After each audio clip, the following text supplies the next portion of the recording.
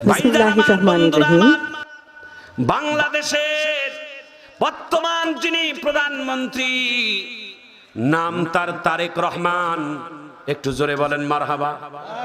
তেনার সহধর্মিনী নাম ছিলেন ডক্টর জুবাইদা।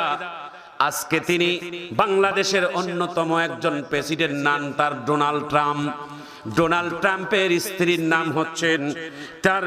নাম হচ্ছেন মেলানিয়াম ট্রাম্পের আমন্ত্রণে বাংলাদেশের প্রধানমন্ত্রীর সহধর্মিনী ডাক্তার জুবাইদা রহমান আমন্ত্রণে দাওয়াত পেয়ে তিনি আমেরিকায় চলে গেছেন। বিশ্বের প্রায় 50 জনের উপর বড় বড় রাষ্ট্রনায়কের স্ত্রীদেরকে আজকে এক জায়গায় করিয়েছেন। এক জায়গায় করার পরে ডোনাল্ড ট্রাম্পের স্ত্রী মেলানিয়াম ট্রাম্প তিনি নিজেই বাংলাদেশের প্রধানমন্ত্রী তারেক রহমানের স্ত্রীর নাম ধরে যখন বক্তব্য দেওয়াইল, ডাক্তার জুবাইদা রহমান সুন্দর করে এমন সুন্দর ভাষা দিয়ে শুরু করলো বক্তব্য। কিন্তু বক্তব্য শুরুতেই একটা আলাদা মজা আছে, শোনার পরে আল্লাহু আকবার বলবেন। ওখানে বড় বড় রাষ্ট্রনায়কের স্ত্রীরা ছিল, কিন্তু আমাদের বাংলাদেশের প্রধানমন্ত্রী জনাব তারেক রহমানের স্ত্রী, নাম তার ডাক্তার জুবাইদা রহমান, মারহাবা বলেন। তিনি একজন মুসলিম পরিবারের সন্তান। তার বাবার বাড়ি হলেন সিলেটের ভূমিতে। তিনি নৌবাহিনীর প্রধানের কন্যা, মুসলিম পরিবারের কন্যা।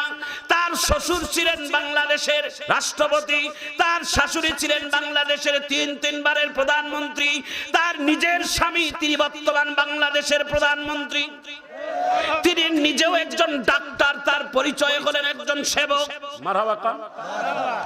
তিনি যখন বক্তব্য দিল ওই ওয়াশিংটনে, যিনি ডোনাল্ড ট্রাম্পের স্ত্রী, বড় বড় রাষ্ট্রনায়কের মাঝখানে বক্তব্য দেওয়ার শুরুতেই কিন্তু একটা মজা আছে, শোনার পরে আল্লাহু আকবার বলবেন।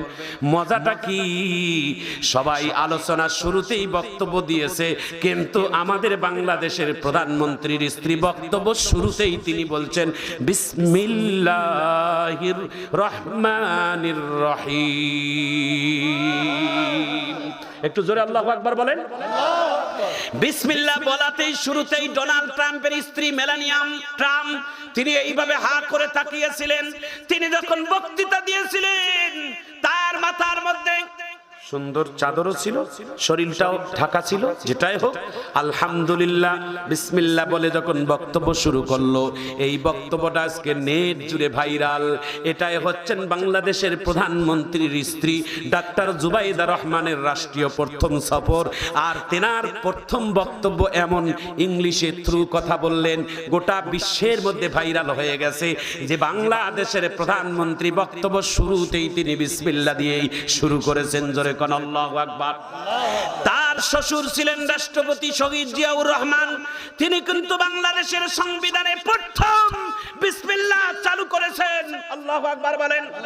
তেনার শ্বশুর শহীদ রাষ্ট্রপতি জিয়াউর রহমান তার হাতের স্মৃতি বাংলার জমিনের কিছু মাটি বিমানে নিয়া, বাংলাদেশের কিছু নিম গাছের চারা বিমানের মধ্যে নিয়া ওই সৌদি আরবের আরাফার ময়দানে নিজের হাতে তিনি লাগিয়ে দিয়েছেন।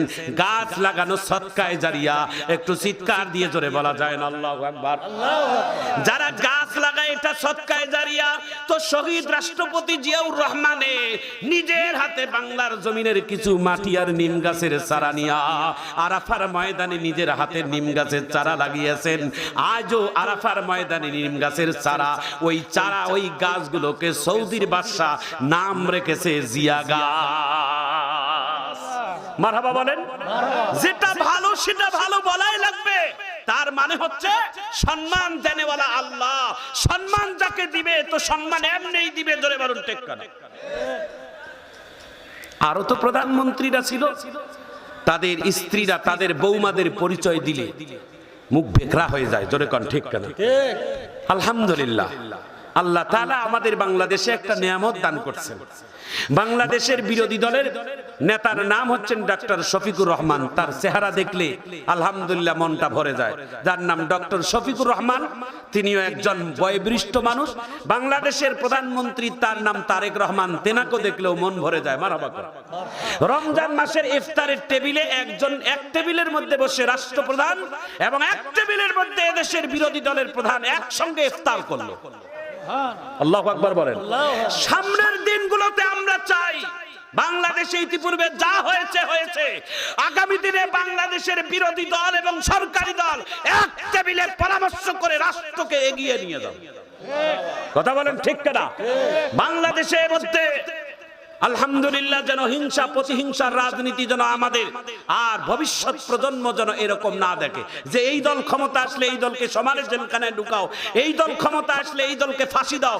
কোন ন্যায় অন্যায় দেখে না, খালি বিরোধী দল হলেই খালি জেলে ঢুকাবে, এমন রাজনীতির কালচার বাংলার জমিনে আমরা দেখতে চাই না। কারা কারা একমত হাত তুলে দেখা, হাত তুলে আল্লাহু আকবার বলেন, আরো জোরে বলেন আল্লাহু আকবার।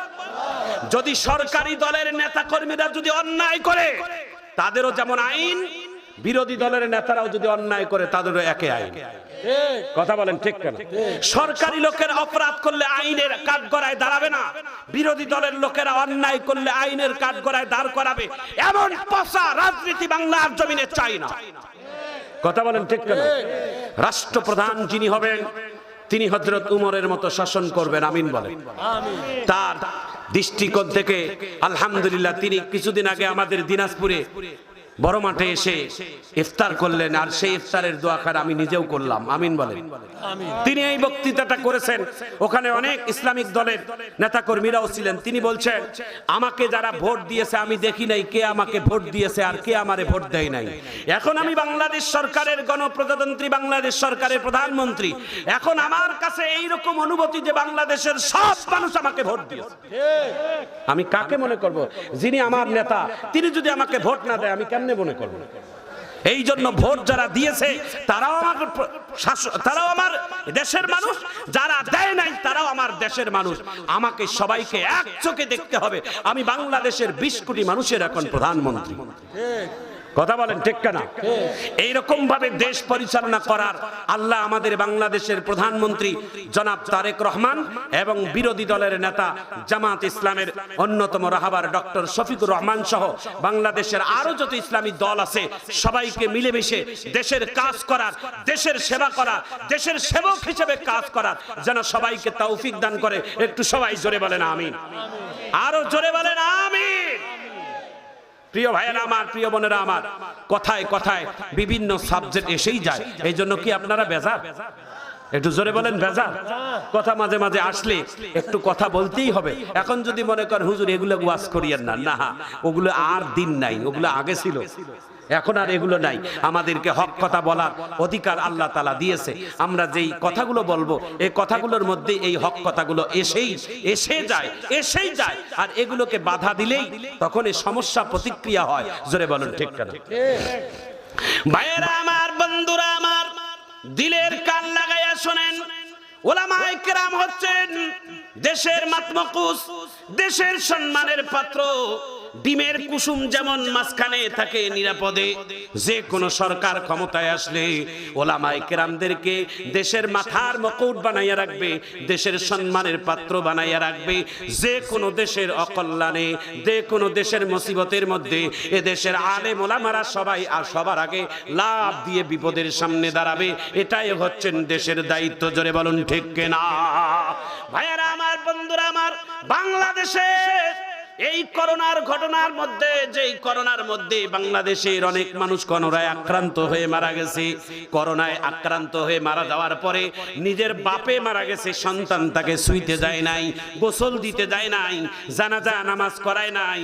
কিন্তু এদেশের ওলামায়ে কেরাম নিজের জীবনের ঝুঁকি রেখে গোসল দিয়েছে, কাফনের কাপড় পরাইছে, দাফন করাইছে, জানাজা নামাজ পড়াইছে। তবুও কোনোদিন একজন মুসলমান বাংলার জমিনে জানাজা নামাজ ছাড়া মাটি হয় না। হয়েছে বলেন? আমেরিকার মাটিতে, লন্ডনে, বিশ্বের অনেক দেশগুলোতে মানুষ মারা গেছে, ডাস্টবিনের মধ্যে যেমন ফেলাই দেয় ময়লা, সেইভাবে লাশগুলোকে ডাস্টবিনে ফেলার মিটারে দিয়েছে, গর্তের মধ্যে চাপা মাটি দিয়েছে। বাংলার জমিনে কোনোটা লাশ এমনি যায় নাই। ওলামায়ে কেরামেরা এই দায়িত্ব বহন করেছে। সামনে ওলামায়ে কেরাম প্রত্যেকটা দেশের ভালো কাজে এগিয়ে থাকবে ইনশাআল্লাহ। বলেন আচ্ছা, বলেন তো সবাই বুকে হাত দিয়ে, আপনার এই মসজিদের ইমাম, মসজিদের মুয়াজ্জিন, মসজিদের খাদেম, যদি কোনো মানুষ মারা যায়, সবার আগে মসজিদের ইমামটা ওই বাড়িতে এসে হাজির হয়ে যায়।